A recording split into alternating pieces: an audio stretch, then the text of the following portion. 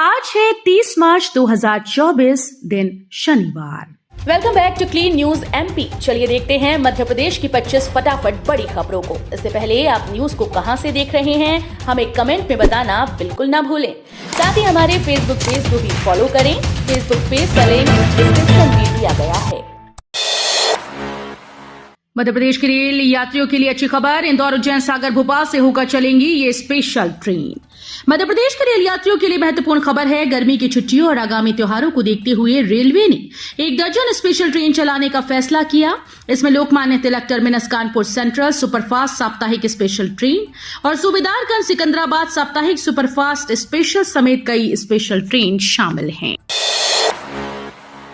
MP में जापानी बुखार से बचाव के लिए चलाया जा रहा टीकाकरण अभियान, इन जिलों को पीछे छोड़ इंदौर बना नंबर 1। मध्य प्रदेश में जापानी बुखार को लेकर टीकाकरण अभियान चलाया जा रहा है। इस अभियान के तहत दूसरे चरण में प्रदेश के 4 जिलों में टीकाकरण कार्यक्रम चल रहा है, जिसमें राजधानी भोपाल, इंदौर, नर्मदापुरम, सागर जिले शामिल हैं। वहीं इस टीकाकरण अभियान में इंदौर जिले ने एक और उपलब्धि हासिल की।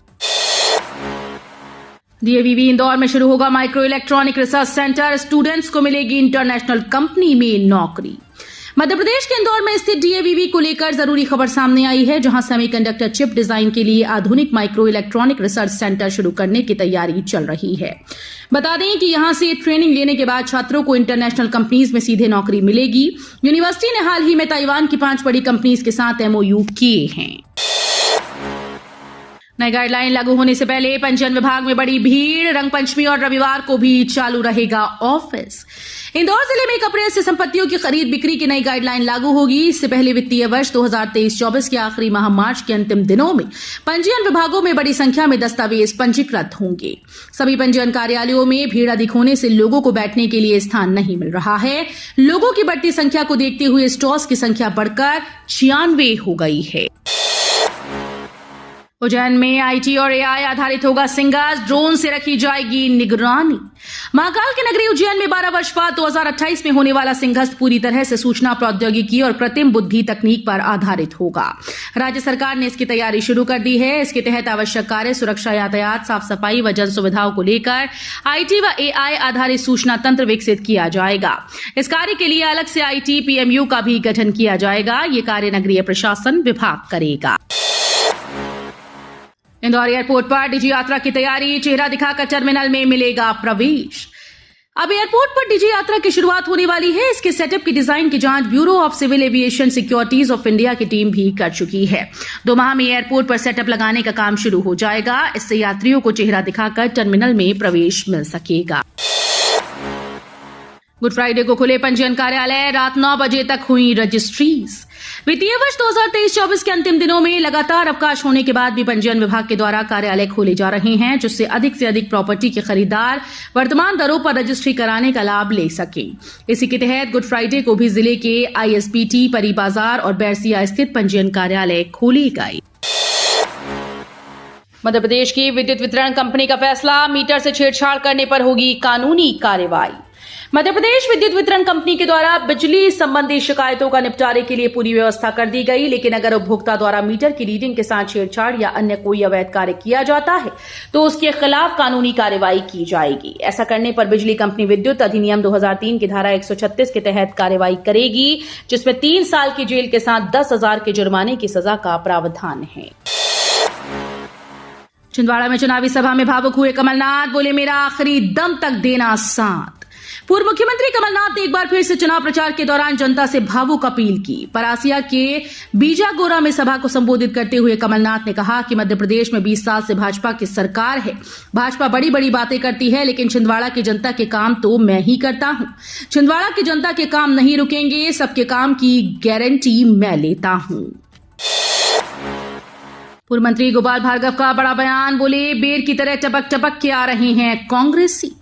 लोकसभा चुनाव के बीच बयानबाजी तेज हो गई है। भाजपा के सबसे वरिष्ठ विधायक पूर्व मंत्री गोपाल भार्गव ने भारी संख्या में कांग्रेसियों की भाजपा में हो रही ज्वाइनिंग पर बड़ा बयान दिया। उन्होंने कांग्रेसियों की तुलना बेर के झाड़ से करते हुए कहा कि जैसे पकने के बाद बेर टपकते हैं, वैसे ही कांग्रेसी टपक टपक कर आ रही हैं। पिछले कुछ दिनों से कांग्रेस नेता इतनी तेज गति से पार्टी छोड़ रही हैं जैसे उनके बीच कोई होड़ मची हो या फिर कोई शर्त लगी हो। इस बीच भाजपा के अंदर खाने से इसे लेकर कहीं कहीं विरोध के सुर भी सुनाई देने लगे हैं।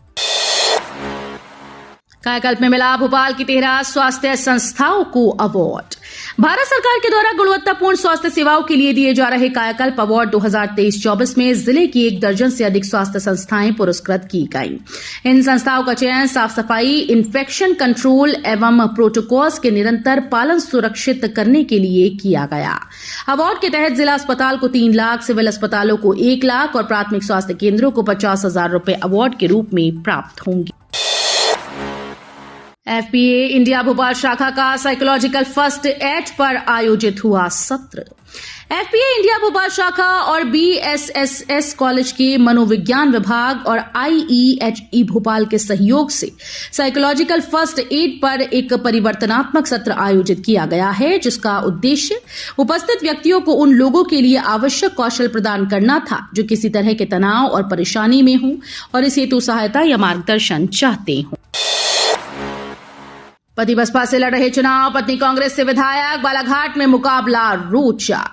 मध्य प्रदेश के बालाघाट लोकसभा क्षेत्र से बसपा ने पूर्व सांसद कंकर मुंजारे को प्रत्याशी बनाया। उनकी पत्नी यहां से कांग्रेस विधायक हैं। अब धर्म संकट ये है कि वो पति के लिए वोट मांगे या फिर पार्टी प्रत्याशी के पक्ष में प्रचार करें। कांग्रेस ने यहां से जिला पंचायत अध्यक्ष सम्राट सिंह सरस्वार और भाजपा ने भारती पारधी को प्रत्याशी बनाया है। कांग्रेस विधायक कमलेश शाह का इस्तीफा स्वीकार, कमलनाथ के गढ़ में भाजपा की सेंध मारी। 4 माह पहले छिंदवाड़ा जिले के अमरवाड़ा विधानसभा क्षेत्र से कांग्रेस के टिकट पर निर्वाचित हुए कमलेश प्रताप शाह ने शुक्रवार को भारतीय जनता पार्टी की सदस्यता लेने के साथ विधानसभा की सदस्यता से त्याग पत्र दे दिया। उन्होंने विधानसभा अध्यक्ष नरेंद्र सिंह तोमर और प्रमुख सचिव एपी सिंह को त्याग पत्र दिया। इंदौर पुणे ट्रेन के फेरे बढ़ाए, अब 27 जून तक चलेगी। यात्रियों की बढ़ती संख्या को देखते हुए और त्योहारी सीजन के दौरान मांग को पूरा करने के उद्देश्य से इंदौर पुणे स्पेशल ट्रेन के फेरों को विस्तारित कर दिया गया। अब इंदौर पुणे साप्ताहिक स्पेशल ट्रेन, जिसे पहले 24 अप्रैल तक अधिसूचित किया गया था, उसे 26 जून तक विस्तारित कर दिया गया है। एमपी में चढ़ा पारा, ग्वालियर में तापमान 40 के पार। प्रदेश में गर्मी के अब तीखे तेवर दिखने लगे हैं। ग्वालियर में तापमान 40 डिग्री के पार पहुंच गया। क्षेत्र में लू चलने के कारण दिनों रात दिनों के तापमान में वृद्धि हो रही है। गौरतलब है कि अप्रैल के शुरू होने से पहले ग्वालियर चंबल अंचल में तापमान 40 डिग्री के पार पहुंच गया। ऐसे में आशंका जताई जा रही है कि अप्रैल के शुरुआत में तापमान में 2 से 4 डिग्री का इजाफा हो सकता है। जारी किया गृह मंत्रालय ने IBACIO टियर 1 परीक्षा का रिजल्ट।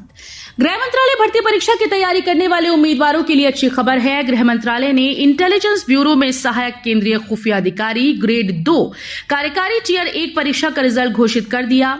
जो उम्मीदवार इस भर्ती परीक्षा में शामिल हुए थे, वो अपना परिणाम आधिकारिक वेबसाइट पर जाकर देख और डाउनलोड कर सकते हैं।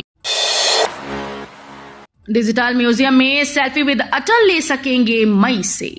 स्मार्ट सिटी कॉर्पोरेशन द्वारा महाराज बाड़ा पर तैयार कराए गए अटल म्यूजियम और डिजिटल म्यूजियम के अपग्रेडेशन का काम अब अंतिम चरण में पहुंच चुका है। इन म्यूजियम में सिविल और वुडन वर्क पूरा करने के बाद आर्टिफिशियल इंटेलिजेंस से युक्त मशीनें इंस्टॉल करने का काम किया जा रहा है। मशीनें लगाकर उनकी टेस्टिंग तक का काम अप्रैल माह में पूर्ण कर लिया जाएगा। एमपी में कांग्रेस को एक और झटका, प्रदेश प्रवक्ता ने दिया इस्तीफा। एमपी में कांग्रेस की स्थिति लगातार खराब होती जा रही है। एक एक कर पार्टी के कई नेता बीजेपी में शामिल हो चुके हैं। इसी कड़ी में एमपी कांग्रेस कमेटी के प्रदेश सचिव और प्रवक्ता सिद्धार्थ सिंह राजावत ने पार्टी की प्राथमिक सदस्यता से इस्तीफा दे दिया। आशंका है कि वो जल्द ही बीजेपी में शामिल हो सकते हैं। सिद्धार्थ ने प्रदेश अध्यक्ष जीतू पटवारी सहित पार्टी के अन्य पदाधिकारियों पर गंभीर आरोप लगाए हैं। गुना शिवपुरी सीट पर सिंधिया को राव की पारिवारिक पैठ से मिलेगी कड़ी चुनौती। सांसद केपी यादव का टिकट कटने से स्थानीय यादव समाज में उपजी नाराजगी को भुनाने के लिए कांग्रेस ने 2019 के लोकसभा चुनाव में भाजपा की तरह ही यादव कार्ड खेला। कांग्रेस ने विधानसभा चुनाव में भाजपा छोड़कर कांग्रेस में शामिल हुए पूर्व विधायक राव देशराज यादव के पुत्र राव यादवेंद्र सिंह को भाजपा प्रत्याशी केंद्रीय मंत्री ज्योतिरादित्य सिंधिया के खिलाफ चुनावी मैदान में उतारा है। प्रदेश के 29 लोकसभा क्षेत्रों में कांग्रेस ने वॉर रूम प्रभारी नियुक्त किए।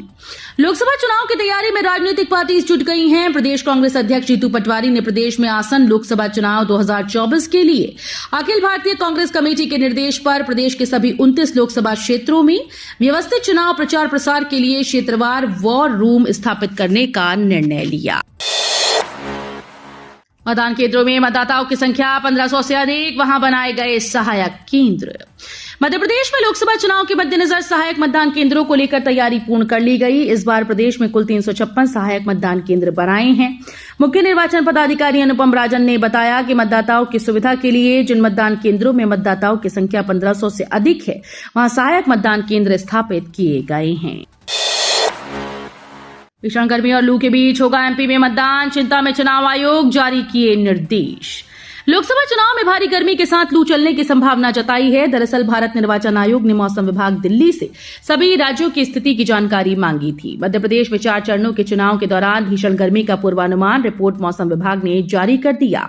उधर मुख्य निर्वाचन पदाधिकारी अनुपम राजन मतदान को लेकर कई निर्देश जारी किए हैं। एलपीजी सिलेंडर पर 1 अप्रैल से 300 रुपए की छूट, करोड़ों लोगों को फायदा। आगामी 1 अप्रैल से नए फाइनेंशियल ईयर की शुरुआत होने वाली है। फाइनेंशियल ईयर के पहले दिन से ही कई नियमों में बदलाव होने वाले हैं। ऐसा ही एक नियम प्रधानमंत्री उज्ज्वला योजना से जुड़ा है। दरअसल उज्ज्वला योजना के लाभार्थियों को वित्त वर्ष 2024-25 के दौरान एलपीजी सिलेंडर पर 300 रुपए की छूट मिलती रहेगी। 31 मार्च को निकलेगी गदा यात्रा। तेलंगाना के विधायक टी राजा और काजल हिंदुस्तानी भी रहेंगी मौजूद। मध्य प्रदेश के जबलपुर में हिंदू सेवा परिषद के 12वें स्थापना दिवस और हिंदू नववर्ष के अवसर पर 31 मार्च को गदा यात्रा निकाली जाएगी।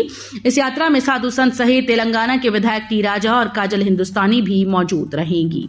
गदा यात्रा में मुख्य रूप से आकर्षण का केंद्र 25 फीट का मिट्टी का भगवा गदा होगा, जिसे बैलगाड़ी में रखा जाएगा। साथ ही यात्रा में 11,000 से अधिक राम भक्त शामिल होंगे। तो ये थी आज की 25 फटाफट बड़ी खबरें। अगर आपको न्यूज पसंद आई हो तो वीडियो को लाइक और शेयर जरूर करें। धन्यवाद।